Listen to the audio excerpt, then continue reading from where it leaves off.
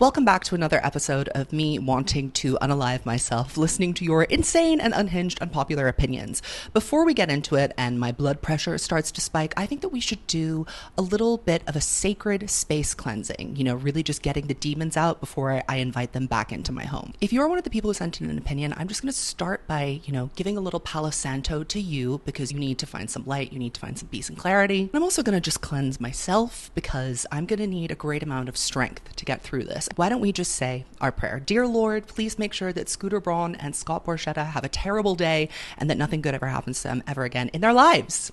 Amen. Welcome to my channel, or welcome back to my channel. My name is Zach. I am the Swiftologist, and I make thoughtful weekly videos about pop culture. Today, however, it's messy boots on the ground. I wouldn't call this journalism or reportage. I would call this more heckling, public shaming. It's like in the olden days when they used to post execution notices in the newspapers. That's what I'm doing. I'm stringing my subscribers and followers up by their feet and humiliating them for the wrongs that they've committed by sending the unpopular opinions that you have.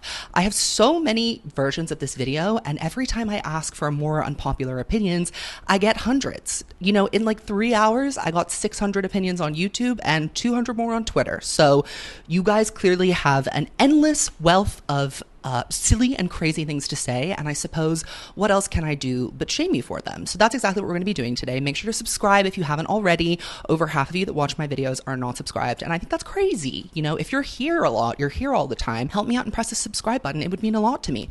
Also, if you're an Evolution of a Snake fan, my Taylor Swift podcast, which you totally need to listen to, especially if you're brushing up and preparing on your lore background for the release of 1989 Taylor's version. If you are a fan of that podcast, you might notice something that I'm wearing. This isn't an Easter egg. This is like a snake egg. Do snake eggs have a specific name?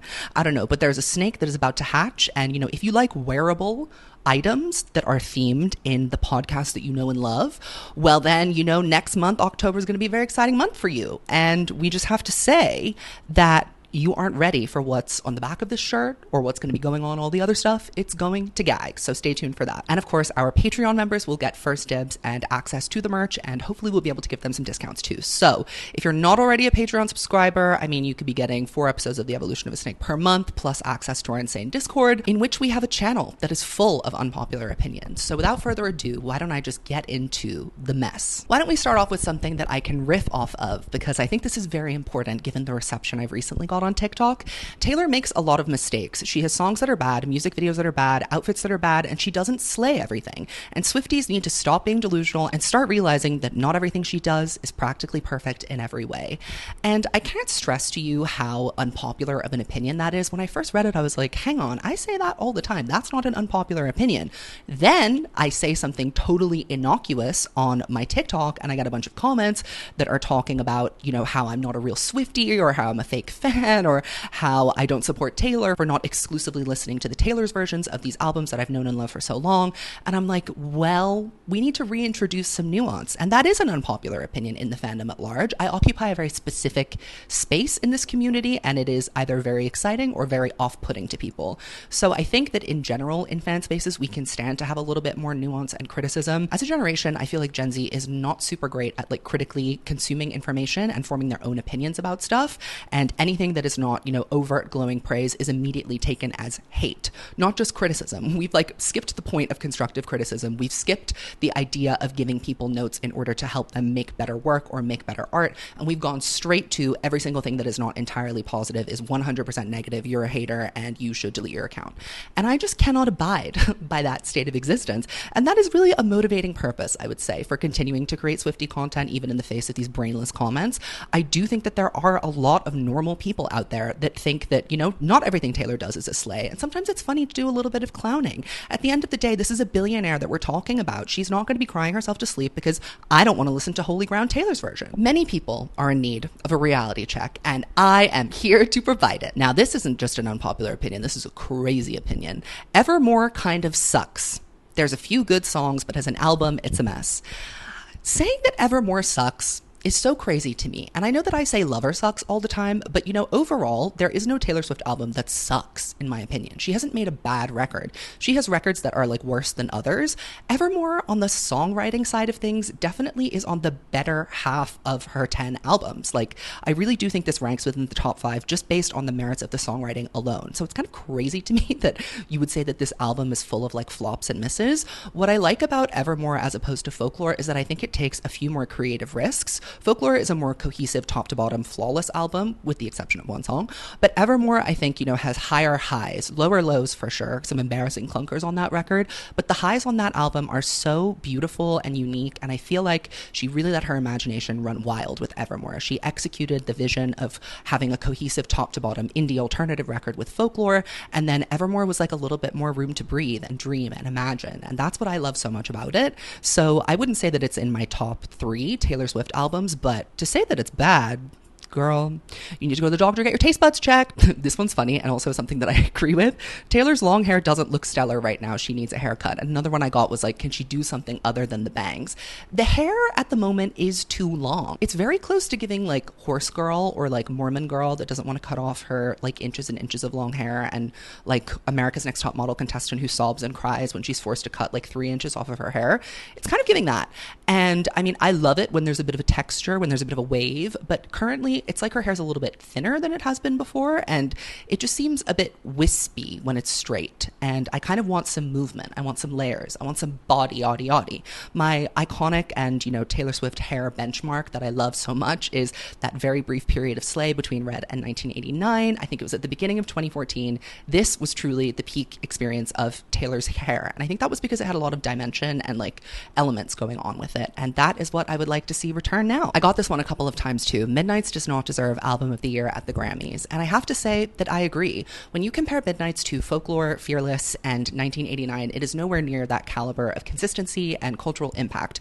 I think the reason why Midnight seems to be a frontrunner is just because of the general Taylor mania, video on that soon, that has been consuming the entire world and taking it over by storm. Midnight's gets, I think, a kind of a pass, and it also gets to be credited as a little bit better than it is because it's attached to such a monumental era of her life. But I think that this exposure would have happened no matter what pop record she put out, and I don't think that Midnight's necessarily extended her legacy as, the world's greatest songwriter. I think that it is good. It is a good album, but it kind of, to me, is a little bit more in the vein of like a Lover, a Reputation.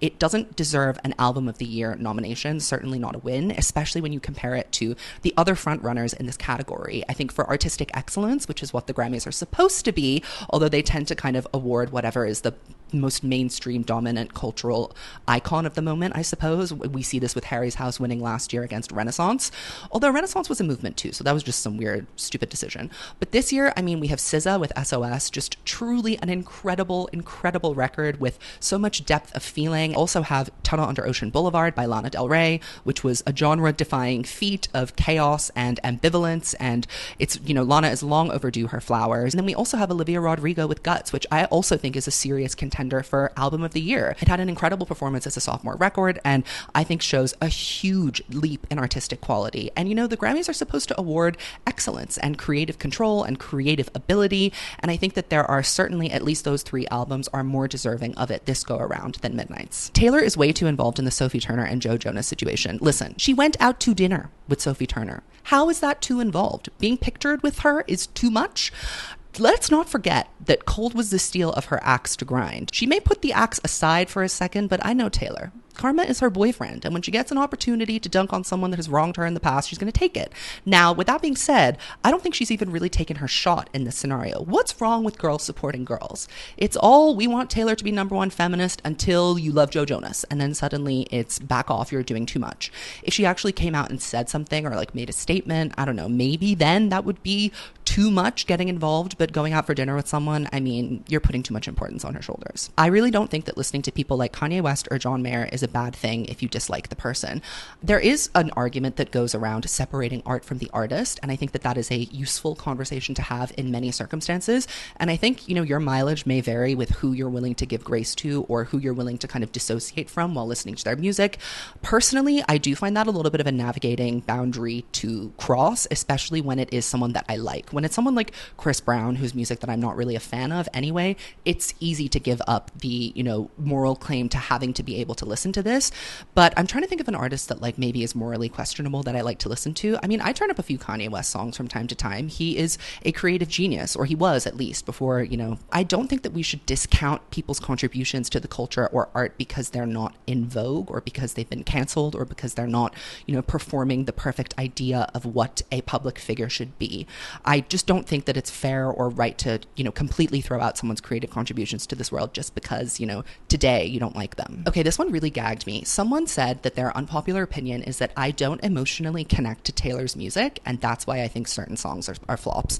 And this flabbergasted me. This had me shaking. Let me tell you, I'm going to link this back to the first unpopular opinion that we opened up this video with, which was there is a complete intolerance for any sort of critical discussion about anything that Taylor does, and we assume or presume negative or malintent from anyone who doesn't just sing her praises from morning, noon, and night. I think it is objectively ridiculous and crazy to accuse me of not having emotional connections to Taylor Swift's music. Why the hell would I have an entire YouTube channel dedicated to her? I have so many videos going into the power and the excellence of her songwriting. You can see in my many reaction videos me crying my eyes out. The Speak Now Taylor's version reaction is a really good example of that. Watch me reacting to If This Was a Movie. I have a deep, profound, and long emotional connection to Taylor Swift, and that is what buoys me through creating content, being interested in her, talking about her all the time.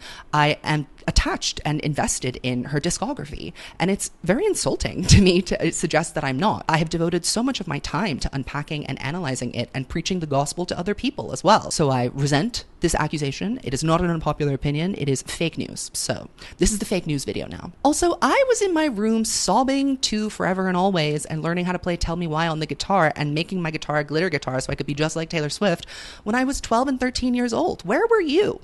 Where were you in 2009? I denote the passage of time in my life with Taylor Swift albums and Taylor Swift songs. Each has such a specific and monumental place in my life.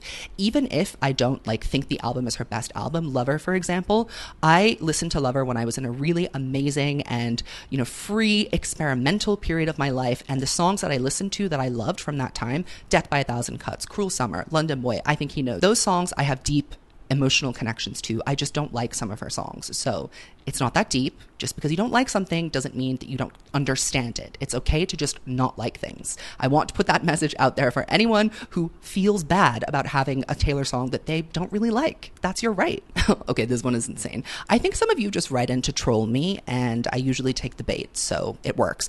Lover is a better album than Debut and Fearless. It has 2 bad songs, so your opinion on it is biased. If you take them out, it's bangers from beginning to end. Okay, so let's try and follow the train of thought here, the logic. The 2 bad songs. Oh, there's more than 2. There's more than 2, but I'll give you a little bit of grace and say me and you need to calm down. We take those off. What does the record still have? I forgot that you existed. Cornelia Street is the emotional centerpiece of that record. The Archer, is that good? Really? It's that good that it's better than Debut and Fearless? Better than White Horse? Better than Cold As You? I don't think so. I don't think so, my love, my beloved, my dear. Lover is rote Taylor Swift songwriting. I've talked about it in so many videos. There's no point in me going on my anti-Lover spiel again. But to say that it's better than Debut and Fearless if you take 2 songs off of it is crazy. How about Fearless and Debut are better than Lover without taking any songs off of them at all? What about that? Over collecting and over consuming Taylor products like merch, CDs, vinyl isn't a flex. It's weird. I totally agree with this.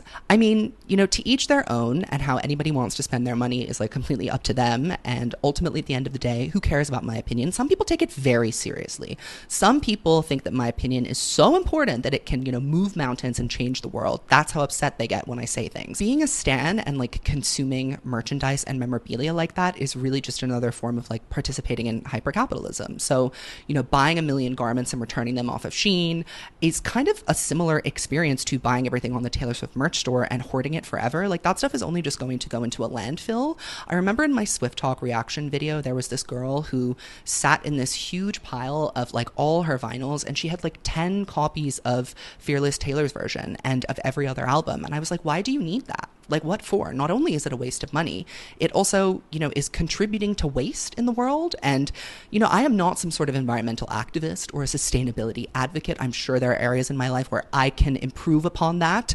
But I have to say that excessively consuming Taylor Swift memorabilia is a strange thing to do, especially when a lot of it doesn't hold its value. I think, collecting signed things is kind of normal and also something that people do for a lot of other artists, but like trying to find the Lover snow globe, looking for the Taylor's version vault toy thing. Like, you are 37 years old, Melissa. You have 5 kids to feed. You should be worrying about that instead of trying to track down some Christmas ornament online. Ooh, this is a spicy one that I was intrigued by. Cardigan is Taylor's most overrated song, and the only thing that keeps it from being a skip is its great bridge. The only reason it's a single is so that Taylor could sell more cardigans as merch. Genius. There are better single-worthy songs on Folklore. I have to say that I kind of agree with that. I think that Cardigan in the back half of the song really soars and takes off and becomes this like longing, yearning, beautiful thing. And I will forever be grateful to the Cardigan music video for giving me one of my favorite Taylor Swift visuals of all time. I just think that it has such a deep, wonderful meaning, which is Taylor clinging to her piano in a choppy sea and like holding onto it for dear life. I love that about it. But I felt this shift most acutely when I was at the Eras tour, actually, and we were going through the Folklore set. At this point, this was when we were on the floor, so we were standing all night long. We were like half dead. It really was becoming a struggle to keep alive on our feet. And I remember the Folklore set seemed to sag a little bit when it came to Cardigan. August was such a high, and then when we got into Cardigan, it took a while for it to take off. So I wish that like even on the Eras tour, she would just shorten it and go straight from like maybe the second verse onwards and just skip the whole beginning. The lyricism on the first verse is also a little bit incoherent nonsense. So I think that it was a good way to introduce the record to the world because it is an interesting song and it builds up on itself. And, it is very catchy towards the end. I guess it's one of the closer songs to having like a pop hook or a pop melody on the record. But, August would have been a pretty good first single too, I guess. But it's a little bit too happy. Cardigan is that mix between being kind of like a low-key banger and also having that solemn, more serious attitude that Taylor had.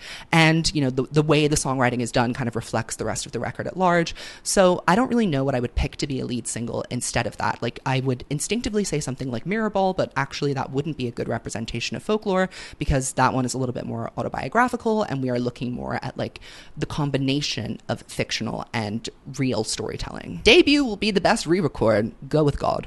Those songs are going to slap harder than ever with Taylor's big girl voice and better recording tools for live instruments. Girl, High Definition is going to reveal things to you about those songs that you don't want to know. That you don't want to know. I mean, it was her first pancake. Debut was her first go at making something. So necessarily, some of the instrumentation and the arrangements are a little dated, a little haphazard, a little clunky. Now, could a refresh maybe bring some of those production elements to life? Sure. But in theory, we have to hew very closely to what the original Debut was like. Now, she doesn't always do that, so maybe we don't need to worry about that. But I would be scared. The country accent, if she is going to bring it back, it's going to sound very weird. If she doesn't bring it back, the songs are going to sound botched. So it's kind of a catch-22 with that one, and I think it's a bold claim to say that Debut is going to be the best re-record. I mean, enjoy. Happy birthday is what I say to you. At this year's VMAs, I didn't want Antihero to keep winning. I do love that song, but I felt like Flowers by Miley or Vampire by Olivia had no chance once Taylor was nominated. So here's the thing with the VMAs. They're not real. Did you know that? Did you know that you can buy and sell VMAs, basically? They will hand them out to whoever the biggest star is that will agree to attend the show. Why didn't Beyonce win any of her televised categories? Because she wasn't there. Taylor doesn't win very much either when she's not in attendance at the actual award show. I think 21 Pilots had an interview slip where they revealed that the VMAs are in fact not real, and this has been said multiple times over and over. I think the closest that you're going to get to a non-bought award is probably a Grammy because there's like an academy and there's a voting system in place. That has its flaws, but with the VMAs, it's entirely fan voted, and they are not very transparent about how they collate and collect those votes, and they don't ever show the final tallies. So there's a lot of room for interpretation and messing around, and I think that's exactly what happens. The Reputation Stadium tour was not Taylor's best tour before Eras. The outfits were mediocre, the set list was so weird, the only good thing was the stage, the vocals, and the performances. The Speak Now tour gets so overshadowed when it's literally one of the best tours. Now, first I say we all got crowns. We all got crowns. Reputation tour was a moment. It was a triumphant return to being back on top of the world. Her first exclusively stadium tour, and sold out around the world, went really well. However, I can kind of see where you're coming from. I too thought that the Reputation tour set list was a bit of a head scratcher, especially when I first saw it. I thought that having Look What You Made Me Do up so high in the set list and closing with This Is Why We Can't Have Nice Things was weird. It was a weird choice because I think that we should always be closing shows with hits. She also did 50% of the show at the back of the stadium, which made it seem a little bit lopsided and uneven because there was such a great distance between the main stage and the B stage. So I can kind of see where you're coming from there. I do think that the set list was weird. I mean, the mashup of Style, Love Story, and You Belong With Me, who asked for that? Give them all to me individually, or work on another mashup with songs that are more directly related. I loved the Bad Blood and the Should Have Said No remix, though. That really, made the whole enterprise completely worthwhile. I think that the Speak Now tour is probably her best tour, in my opinion. It's the one that I have the most nostalgia for. It had the most creative world making. The set was just so beautiful. The attention to detail on the stage, from the little seashells covering the spotlights with the 13s on them to the various instruments that had little Easter eggs baked inside of them. I really thought that that was a sweet and incredible tour. I think all of her tours were good. Again, we all got crowns. We don't need to put one powerful woman down to uplift another, unless I say so. Taylor's lyrics are great, don't get me wrong, but her skills as a musician, including vocal expression, are the true force behind the songs we consider to be her best. I sat with this one for a while and was like, there's something there. There's something there. I mean, I personally will always think that her writing is the animating force behind the success of her music, and it's the reason why personally I connect very intuitively and instinctively to her work. But her biggest songs, her big pop moments, the really personable hits that people know as instantly Taylor Swift songs when they hear them, are certainly guided by her vocal delivery and performance. Blank Space is basically theater. That's vocal theater. She is putting on a show using just her little vocal cords. You can picture everything that's happening in that song through the way that she delivers it. Shake It Off too has a very kind of clipped, upbeat, bright, poppy sound to it. She's really good at understanding how to use her voice in what ways. Antihero has that kind of lower register to really emphasize the kind of, I guess, insecurity that she feels, the self-doubt, but also the maturity of the space that she's in now. She definitely knows how to use her voice and how to play to its best strengths and when to use it to make a hit happen. So I can take this on board. I can take this opinion into consideration. The tour concept of being divided by eras is cute, but it would have been more interesting if she had mixed the songs into the set list. It would allow for more surprises and for a better encore, Long Live, for example. I think for sure the way that she chose to structure the Eras tour has limited the kind of creativity that she can exert and display with it, and also makes the show feel a little bit uneven tempo-wise. I mean, those dips with Folklore and Evermore, I think would maybe be better experienced altogether rather than at two completely separate moments in the show. But I think there is something to be said about performing the eras kind of solidly all the way through and really immersing herself in the eras as we go through this journey together. Since we are going with that idea of doing all the eras at once, I think something more interesting would have been to go consecutively. Since she ends with Midnights anyway, I think we could have switched it up and have had each era be a journey throughout the show. And I think that would only get people more and more excited. I also think that that would help us with the pacing. It would group Folklore and Evermore together, and then it would have kind of varying degrees of pop bangers on either side to keep the show upbeat, fast-paced, and moving forward. So I think that there would have been more opportunities, yes, for sure, to do mashups. I proposed a few ideas in my imaginary Eras Tour setlist video, but I kind of do like the way that it is. It's hard to conceive of it being different given how amazing the show is. And I think that once you see it live and in person, you kind of are like, ooh, no notes, or very few notes. I think Madeline and I did have a couple of notes when we came back, but very few, because it is a truly impressive feat. And the stamina that she has, the energy that she has on stage, I mean, it's unlike anything else that anyone else is doing. So I am very, very bowled over and impressed by that. Her Women of the Decade speech in 2019 seemed sort of bitter. She made many points, but I feel like she was coming off a little arrogant. This is an interesting point, something that I have mentioned a couple of times before. I think, you know, one of the tensions in the Lover era that she was navigating as a public figure was that she was very angry and she had been extremely and catastrophically wronged by two very powerful men in the music industry, while she was also trying to navigate a rebrand into being the happiest that she's ever been, being in love, seeming younger, appealing to a younger audience. It's hard to do that when you're also trying to shed this reputation of you being very focused on like vengeance and vindictiveness. So I think it came across as a little bit insincere when she was in the middle of promoting all these like kids bop songs, basically from the singles that we had, for her to get up on stage and give this very kind of like curt and assertive speech that was full of a dry humor that just really was not really landing with the audience. She seemed nervous as well. I think she was a little bit too close to the scenario, too freshly wounded by it to really give a clear-eyed address on how she felt about what was going on. She made points nonetheless, but yes, I agree that it was definitely awkward and ill-timed, and I think that the context of the era and the period that she was doing it within made it kind of impossible for her to address this in any kind of substantial way. Obviously, the public has come around since with the launch of the Taylor's Versions project. The semi-mixed reception to her first kind of public addresses on this definitely spurred her to want to get the Taylor's Version project underway as soon as possible. Eras isn't Taylor's best tour. It's inconsistent vibe-wise, the choreo is hit and miss, and the song choice could have been better. I mean, this tour is unlike anything she's ever done before in her entire life. And again, I think that when you see videos of it online, it's different. When you see it in person and you can like understand the interludes and the way that the songs interact with each other and how the crowd responds, most importantly to the show throughout, I've never seen a crowd be that engaged front to back for a concert that was that long. So I think that it's truly an accomplishment, what she's been able to build here. And I don't think that it's inconsistent vibe-wise. I think the vibes are like pretty clear all the way through. She has fun. She's having a good time. Choreo is not her strong suit. I will give you that. The choreo on this tour, not my favorite. There have been better choreo moments. However, slay. Ooh, now this is a spicy one. The folk albums are really good, but there wasn't any need for two of them, and I certainly don't want a third. Wow. Well, if you don't want the two of them, just go watch my video about creating one supreme album out of the two. But I would completely disagree. I would disagree. I mean, in my opinion, most of the time, more Taylor content is better than less.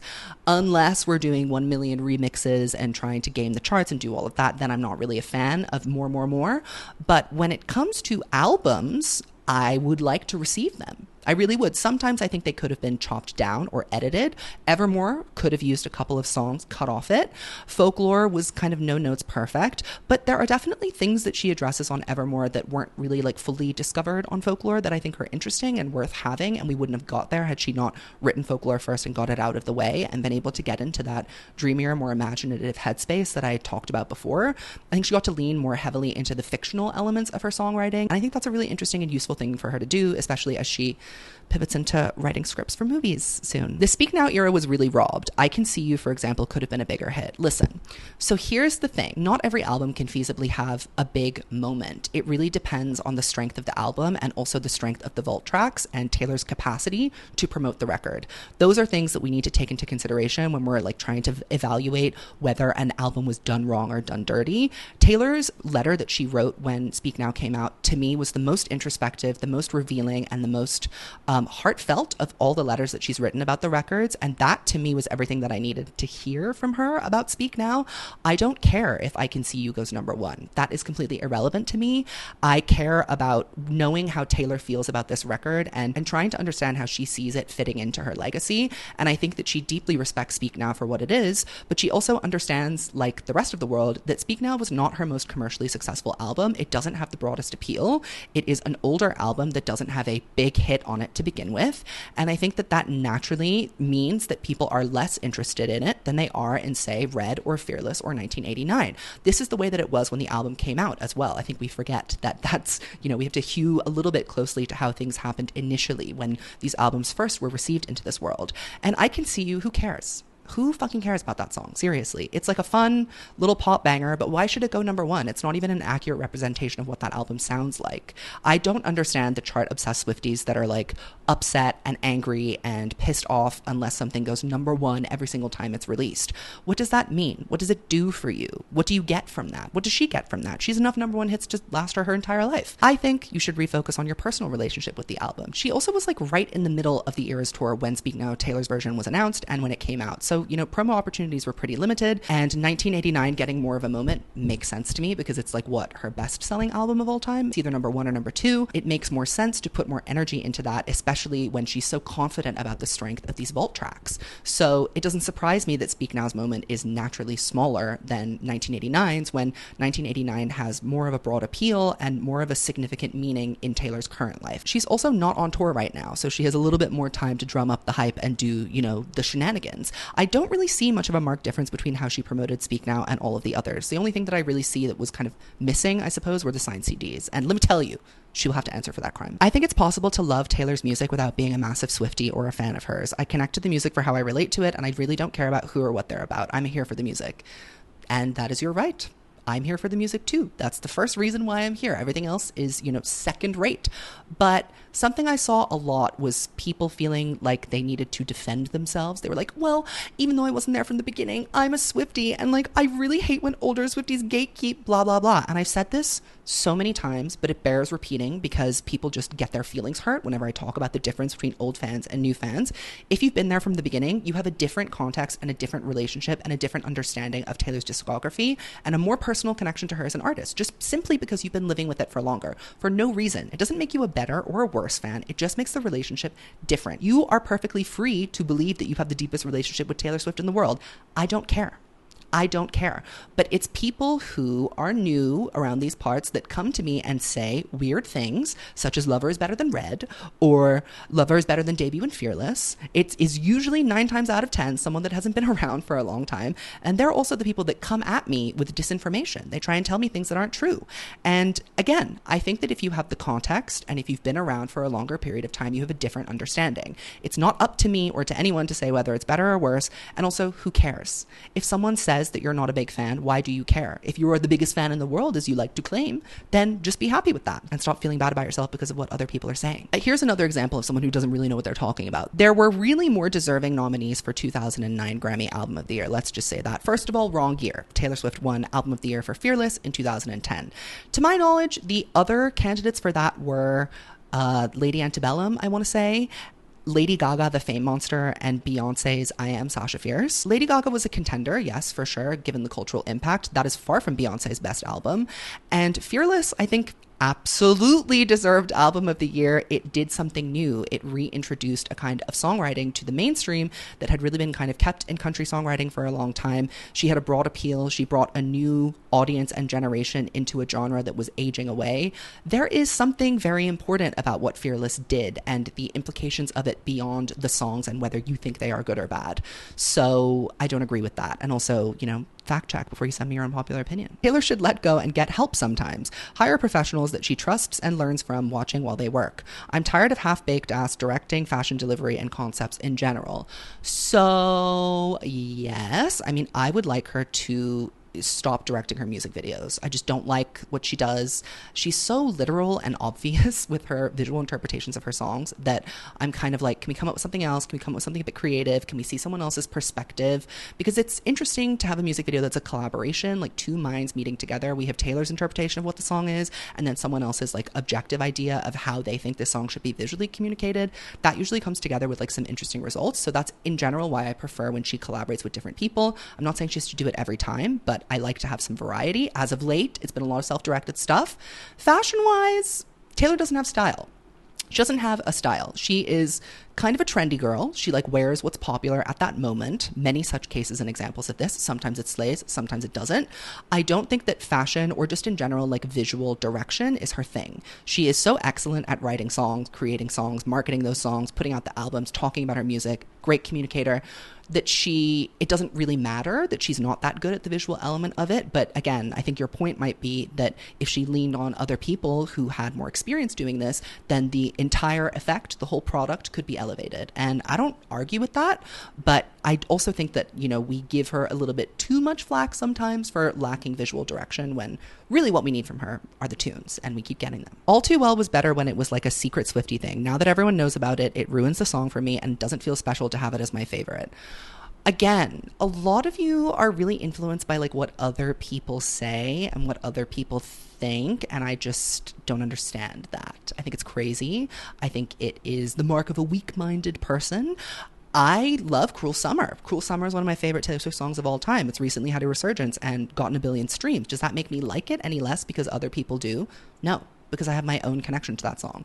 It shouldn't bother you that a song has gotten popular. If it's gotten popular, that's usually for a reason, and that reason is usually a positive one. So you should be celebrating, cheering and clapping, and enjoying other people celebrating it with you, not suddenly taking it off of your favorite song list because everybody knows about it. And this is an especially silly argument to have when you're talking about Taylor Swift, who, again, as I keep saying, is like the McDonald's of pop music. She's everywhere. No song is underrated. Like, we have truly mined the Taylor Swift discography, especially with the re-recordings, for everything that it has to offer us. Timeless is a beautiful song. If you just ignore some of the clunkers, it's a beautiful concept and such a feel-good song. I always find it so funny when people send me things like that. It's like, if this one big thing were really different about it, then it's amazing. And it's like, well, why don't I just go pick a song that's good and doesn't need anything changed about it? Why don't I just go listen to that instead of listening to the song that needs work and needs improvement because it's not that good? Okay, someone randomly sent me a Matty Healy opinion. Matty Healy isn't the devil. He's just a creative, quirky, misunderstood, anti-PR machine artist who says sensational, weird, and controversial shit, possibly without even believing half of it, or often without thinking how it will be perceived by certain audiences. Well, see, if you're reckless with your mouth and you're a public figure and you're a creative that you have work to stand behind and support, if half of the time what you're saying is stuff that you don't believe in and stuff that you don't stand behind, then how am I supposed to trust your integrity as an artist, and how am I supposed to respect you? I find it very hard to get behind anyone that is like reckless with their mouth like that and says things deliberately to provoke a reaction from people without having any sort of like conviction. There's nothing I hate more than people who have uninformed strong opinions or unsupported strong opinions. It's like, if you really are going to come out of your neck and say something crazy, you better be able to back it up. I'm always ready to back up my crazy opinions. I will give you my opinion. I will take the heat. Matty Healy will give an opinion or say something crazy and then cry wolf and be like, everyone doesn't get it, nobody understands me, I'm so edgy, and that's how he kind of gets away with being an idiot. And I felt a little bit more forgiving towards him until everything happened with the concert in Malaysia. I have very strong feelings about that. As someone who was born and raised in this region and is a gay man, I had a visceral negative reaction to the way that he behaved and conducted himself during that instance, and I just don't think that it's a good enough excuse to say that he's a creative genius when he goes out of his way to say fuck shit that upsets people all the time. It's like, if there was a positive intention behind his contrarianism, if it was to like provoke thoughtful discussion, I would be like, maybe there's something to engage with here, especially coming from a good artist.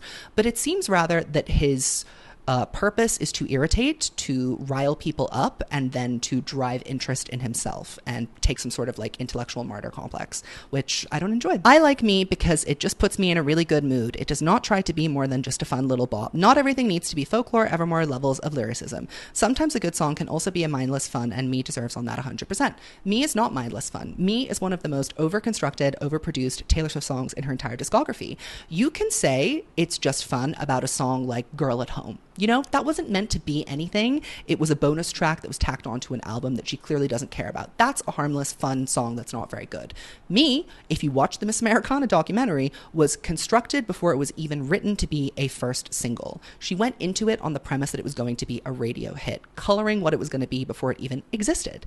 And to me, that level of that is a very cynical way to create art, in my opinion. So Me was not just some sort of fun bop. It was given a very high budget music video shoot and was also used to launch the first album of hers on a brand new deal after a highly publicized breakup with her prior record label and the loss of her masters. So Me as a song actually was an extremely important moment in her career. It should have been a turning point, and she fumbled the bag. So to me, it is not just a fun song. There is a mistake and an intent behind it that I don't like. So if you want to have fun with it, that's fine, but don't misrepresent the song, because I know the truth. I think that's about all I can handle for today's video. I'm gonna need to go get a massage or go to church, get a baptism to, cleanse myself of the sins that you have reported into me.